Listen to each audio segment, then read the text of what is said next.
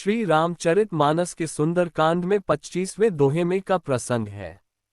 जब हनुमान जी ने लंका में आग लगाई थी, उस प्रसंग पर लिखा है। हरि प्रेरित तेहि अवसर चले मरुत 49। अट्टहास करी गर्जा कपि बड़ी लाग आकाश। अर्थात जब हनुमान जी ने लंका को अग्नि के हवाले कर दिया तो वे 49 पवन चलने लगे। हनुमान जी अट्टहास करके गरजे और आकार बढ़ाकर आकाश मार्ग से जाने लगे। तो इन 49 मरुत का क्या अर्थ है, यह तुलसीदास जी ने भी नहीं लिखा। यह जानकर आश्चर्य होगा कि वेदों में वायु की 7 शाखाओं के बारे में विस्तार से वर्णन मिलता है। अधिकतर लोग यही समझते हैं कि वायु तो एक ही प्रकार की होती है, लेकिन उसका रूप बदलता रहता है, जैसे कि ठंडी वायु, गर्म वायु और समवायु, लेकिन ऐसा नहीं है। जल के भीतर जो वायु है उसका शास्त्रों में अलग नाम दिया गया है, और आकाश में स्थित जो वायु है उसका नाम अलग है।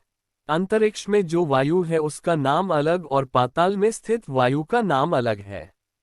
नाम अलग होने का मतलब यह कि उसका गुण और व्यवहार भी अलग ही होता है। इस तरह वेदों में 7 प्रकार की वायु का वर्णन मिलता है। ये 7 प्रकार हैं। 1 प्रवह, 2 आवह, 3 उद्वह, 4 समवह, 5 विवह, 6 परिवह और 7 परावह। 1 प्रवह, पृथ्वी को लांघ कर मेघमंडल पर्यंत जो वायु स्थित है उसका नाम प्रवह है। इस प्रवह के भी प्रकार हैं। यह वायु अत्यंत शक्तिमान है और वही बादलों को इधर उधर उड़ाकर ले जाती है।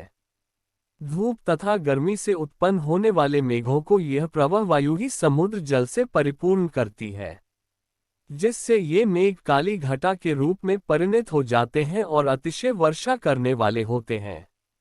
2 आवह, आवह सूर्यमंडल में बंधी हुई है। उसी के द्वारा ध्रुव से आबद्ध होकर सूर्यमंडल घुमाया जाता है। 3 उद्वह, वायु की तीसरी शाखा का नाम उद्वह है, जो चंद्रलोक में प्रतिष्ठित है। इसी के द्वारा ध्रुव से संबद्ध होकर यह चंद्रमंडल घुमाया जाता है। 4 समवह, वायु की चौथी शाखा का नाम समवह है, जो नक्षत्र मंडल में स्थित है। उसी से ध्रुव से आबद्ध होकर संपूर्ण नक्षत्र मंडल घूमता रहता है। 5 विवह, 5वीं शाखा का नाम विवह है और यह ग्रह मंडल में स्थित है। उसके ही द्वारा यह ग्रह चक्र ध्रुव से संबद्ध होकर घूमता रहता है। 6 परिवह, वायु की 6ठी शाखा का नाम परिवह है, जो सप्तर्षिमंडल में स्थित है। इसी के द्वारा ध्रुव से संबद्ध हो सप्तर्षि आकाश में भ्रमण करते हैं।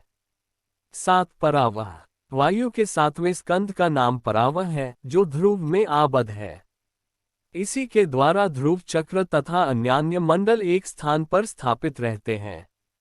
इन 7 वायु के 7 गण संचालित करने वाले हैं, जो निम्न जगह में विचरण करते हैं। ब्रह्मलोक, इंद्रलोक, अंतरिक्ष, भूलोक की पूर्व दिशा, भूलोक की पश्चिम दिशा, भूलोक की उत्तर दिशा और भूलोक की दक्षिण दिशा। इस तरह 7x7 49 कुल 49 मरुत हो जाते हैं, जो देव रूप में विचरण करते रहते हैं।